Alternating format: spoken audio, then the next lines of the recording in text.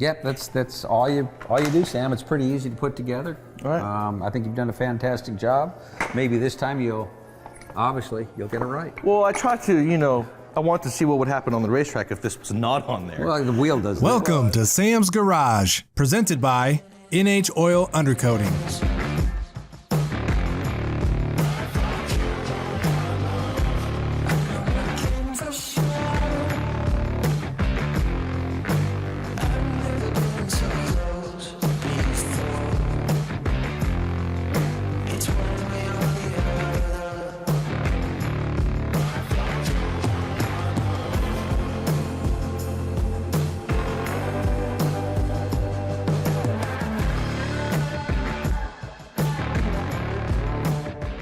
On this episode of Sam's Garage, Travis shows Sam some new engine parts from Low Car Performance.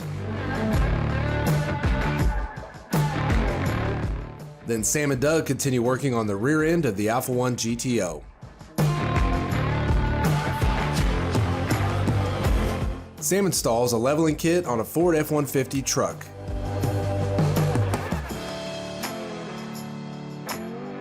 And we see what Joe DuPont from NHOU has in store for a customer's off-road Jeep.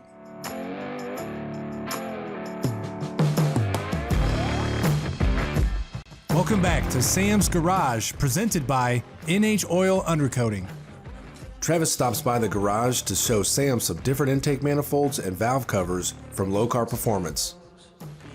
Low Car offers both classic and modern-looking options for their accessories. Any of these options can be used together to come up with your own personal look.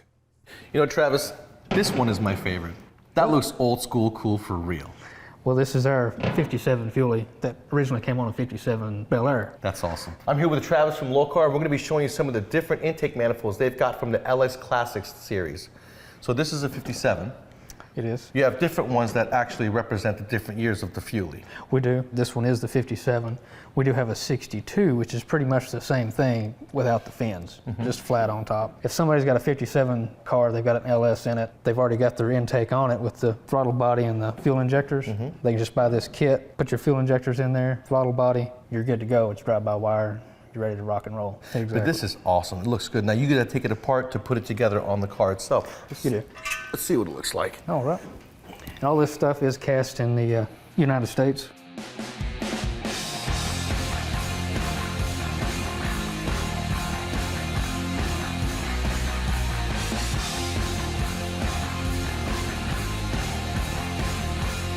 Man, that is awesome. It really gives it that old classic look, It sure does. Makes it look like a small block 350, especially when you're looking at this one and there are no coil packs on it. Right. It really looks old school. Travis, which one does this represent? That is the Tri-Power that come on the legendary big block Corvette back in the 60s. Pretty iconic engine that would have came on. Right. That one does have the dual throttle bodies. You do have to run a Dominator computer with that because the Terminator, there's not a provision for that on that system.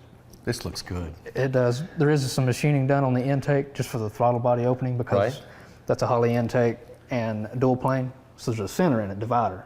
Well, the throttle body would hit that, so we actually machine that out some on that intake. That's really nice. So if you were to walk up to this, you would see Tri-Power, yes. and that's when they have 3 deuces underneath there. They would have 3 deuces. This is just a dual quad setup, but still the same breather style. But you know what? You still get that modern feel, drivability, all that. That's awesome. 100%. That is so cool. Now, you guys have valve covers to go along with this intake, Big block valve covers to go Let's see along what with they that. look like. Absolutely.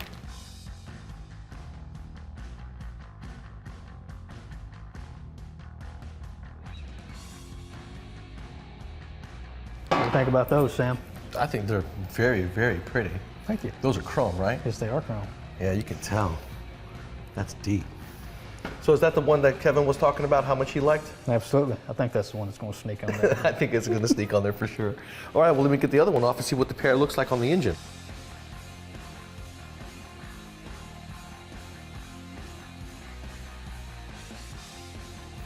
The cool thing about the LS engine and these big block valve covers is because the ports, the exhaust ports, are very similar to a big block exhaust port. As a matter of fact, one would really think that it's a big block, especially with that intake manifold on there.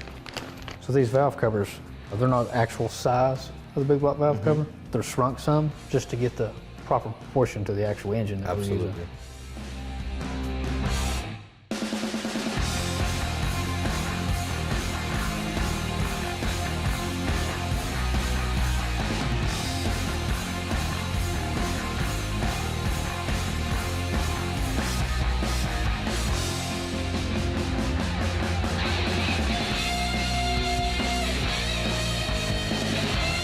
That is beautiful. Now I can see why Kevin wants to put these valve covers on the Jeep. Absolutely. Totally. The chrome really stands out. It really does. And it looks like a big block. That oil cap tops it off. This is beautiful. Yes, You sir. really knocked it out of the park with this. Thank you.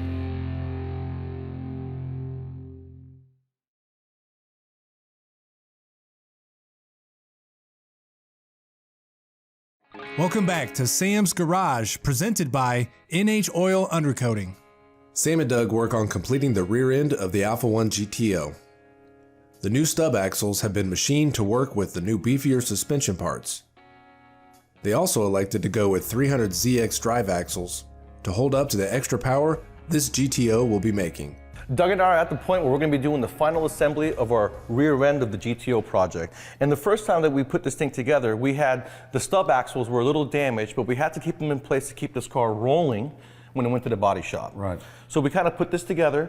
Now we've got the real stub axles, and you took them to your shop and you grinded the edges. Tell them why. Yeah, and really what we wound up doing is we turn the edges on here, and guys, it's real important that you have a great relationship with a machine shop, because when you get parts in, they're not always going to fit exactly the way you think they're going to fit, so we had to modify it, and it's real important. We put it on a lathe, we turned it. The last thing we want is the stub axle to be out of balance, so if you're spinning it, moving at a high rate of speed, you don't want the tires and stuff to be shaking. And so it's important. And the other thing is as we put everything together, we made sure we used lots of anti-seize, because we knew it was a mock-up, and then we wanted easy when we went ahead and took it back apart. So now all I gotta do is transfer over the new bearings that we installed last time onto the new stub axles that we're gonna be using this time, and then we're gonna go in with our modified flanges, because we are gonna be using a twin turbo 300ZX drive axle in the rears. So this stub axle has got a modification flange that you had welded onto this. Yeah. What we had to do is we had to remachine stuff. We had to go weld it, make everything solid. Once again, keep everything in balance. These are real important little items that you have to do. That machine shop's real important for you. So we got our new stub axles in place. We got the bearings transferred over. I'm gonna put in my spacer. And this is basically gonna sandwich the two bearings inside the knuckle, keeping them from going to each other, right? Right. It's gonna keep them Absolutely. separated. Yeah. Mm-hmm. Then we're gonna install the new flange that Doug had welded onto the flange that's gonna actually hold the axles in place. We're gonna put that right there on top. Once we put it in the knuckle, then we're gonna bolt our axles to it. Anytime you guys are doing assembly work, please pay attention. On the axle itself, we have a groove, and then we have a corresponding recess on the flange. It's very important. These two fit very tight together.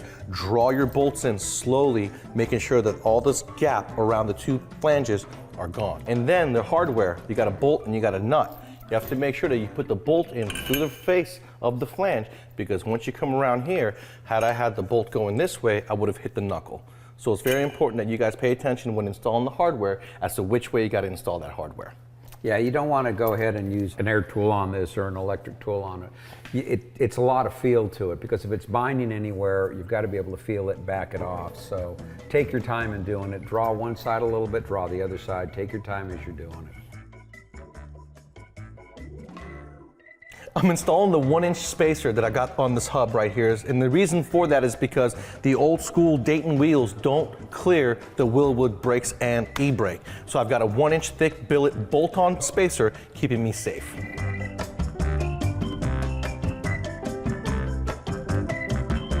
Sam, this rear suspension looks absolutely wonderful. You know, it was a little bit of work, you know, beefing everything up, having everything done out of the aluminum. It's lightweight, but extremely strong. It just looks beautiful. We just have a little more work to put the sway bar in, to put the differential oil in, but it's looking great. Absolutely, I do agree. It's going to work out really nice. The only thing I do have to do is we're going to have to relocate the e-brake cable and the brake hoses, because as you can see, with the axles in place, we got a little bit of interference there. Yeah. And when it comes to filling with the differential, guys. We just installed an LSD in this car. Depending on whether you use a clutch style or a torsion style LSD, you want to pay attention to the fluid you install. And then depending on the climate you're in. If you're in a colder climate, you want to use a thinner viscosity. If you're in a warmer climate, you can use a thicker viscosity. But the more viscosity, the more resistance and drag you're going to have. Absolutely, and those are great tips, Sam.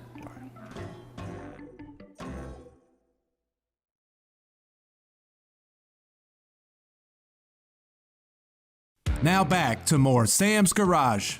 Sam gets ready to install a leveling kit from iBox Springs on a 2017 Ford F-150. The leveling kit is designed to provide a balanced ride quality on and off-road by providing 1 to 3 inches of height adjustment in the front of the truck.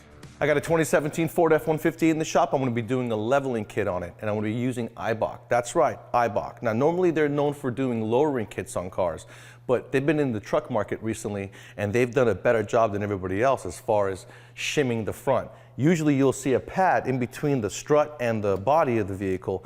In iBox case, they give you a whole new coil spring and shocks. That's going to give you the lift that you're looking for and the ride you're after. Now, I recommend leaving the nut in place when you're addressing the upper A-arm. You're going to have to remove this out of the way so you get access to your spring. I'm using a brass hammer in order not to damage the knuckle, but leave the nut in place because you don't want this to surprisingly bounce out and cause a problem. Now, anytime you guys are doing a suspension job like this and you're pulling the knuckle away from the vehicle, you want to make sure to give slack to your cables and/or hoses. In this case, being four-wheel drive, I got a vacuum hose, a brake hose, and an ABS line. ABS line is very fragile, so make sure you do this job correctly. I got the spring on the bench, and it's time for me to reuse the upper mount, and I'm going to be transferring over the perch as well. The new shock from iBox comes with different positions on the bottom where the perch is going to sit, and this is basically 1.5 inches. I got 1.25 inch lift with the spring, and if I want to go higher, all I got to do is move that snap ring up. It's 1/2 inch increments. I bring that down, put the perch on there, and that's going to give me more lift. I want just 1.25 inch lift. We're going to leave the back alone. So if you notice, when you guys are doing something like this, regardless of what kind of car it is, regardless of what you're doing, you want to mark things, okay?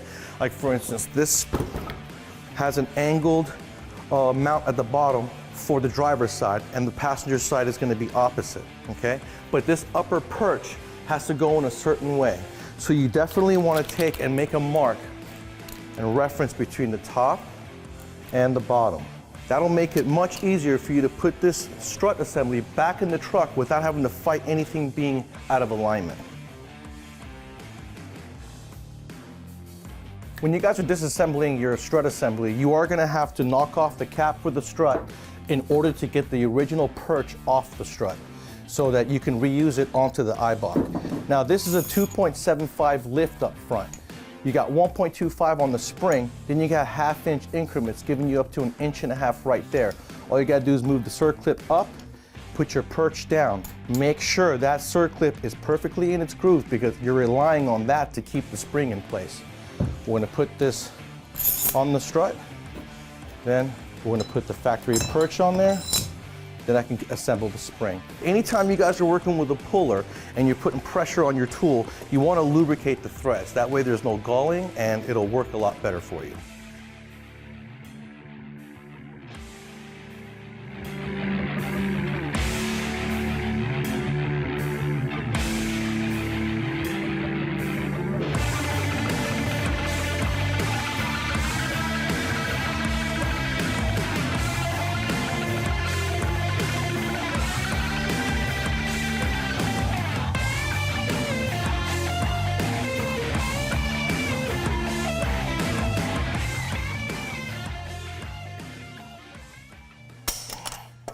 Don't forget to torque your wheels. 100 pounds on this one should do it. Now, this thing looks really good. You can totally tell it's level. The cool thing is that he's got another 1.5 inches to play with up front. I put the perch at its lowest level. So if he wanted to, he can raise the back up with some blocks and give himself another 1.5 inches, and this thing will be ready for some monster tires.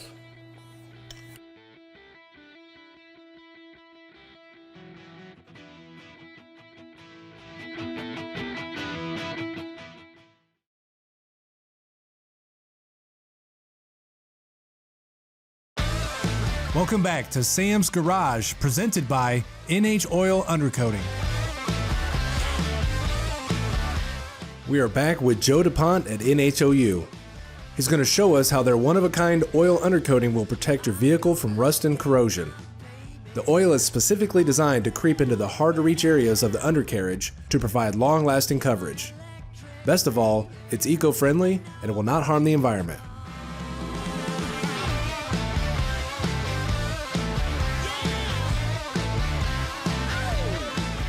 Hi, William. So what brings you here? I heard the oil was a little bit better, so know nothing about it. You want to keep it. The wife does too. The wife does, yes. She wants it more than me. Okay. In some of these Jeeps, you know, in particular this year, they do have some issues with over the wheel well inside the frame. The problem is these holes right here, what happens is they collect dirt and dust, and then that kind of retains the moisture. Inside the frame is unfinished, and so it's prone to rust from the inside out. Now, this is an extreme case. In the back there, it looks like we have lost some structural integrity, which is, I guess, why it's necessitating the frame replacement. Yes, we do have a frame on order for it because of this situation, but I want to get it oiled so I don't run into this problem again. Right. Yeah, because right here, I've got all this dirt up in here, and it's It holds the moisture. Yeah. right there. I've got it right here. Yep. Mudding and all that is all your dirt get in there. When you get your new frame, you're going to come right back to us, and we're going to put oil inside the frame.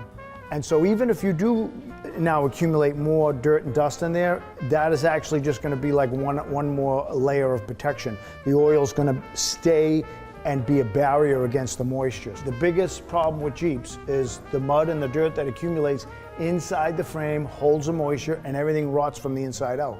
The brake lines, the fuel lines, I'm also looking at those too. Right. Because obviously those are going to get undercoated, oiled. Brake lines, electrical connections, inside the panels, inside the frame, outside the frame. So we can't see inside the frame, but what the oil's going to do is, I showed you the back of that truck. Yep. It's going to creep. So if it can creep 6-8 inches on the back of that truck, it's going to do the same thing, which is going to encapsulate the whole interior of that frame. That's critical because we can't get 100% coverage when it's inside.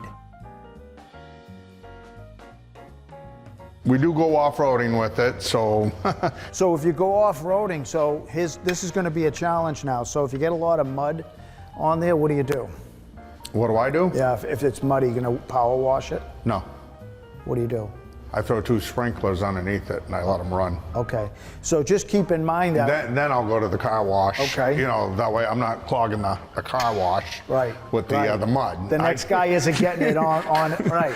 I would use a hose and not high pressure if you can help it, because high Okay. pressure is going to remove oil while you're removing the dirt. And what Gotcha. you may want to consider with the Jeep, if you're going off-roading, is maybe you come back in 6 months and have it touched up. Okay. Okay? Not going to be as expensive as a full treatment. We'll just touch it up and maintain it. Yes. You have your frame replacement. Yep. Come back. Spring is a great time because Yeah. spring actually, condensation, temperatures get warm, it accelerates corrosion. Drive it all summer, bring it back in the fall, put it away with the oil on it. And then what we'll do is we'll oil everything that has rust, including the inside of the frame, the outside of the frame. Okay. And what we're going to do is never stop Mother Nature, but slow her down. So you come back every year, and I'll guarantee you that won't happen again if you're diligent with the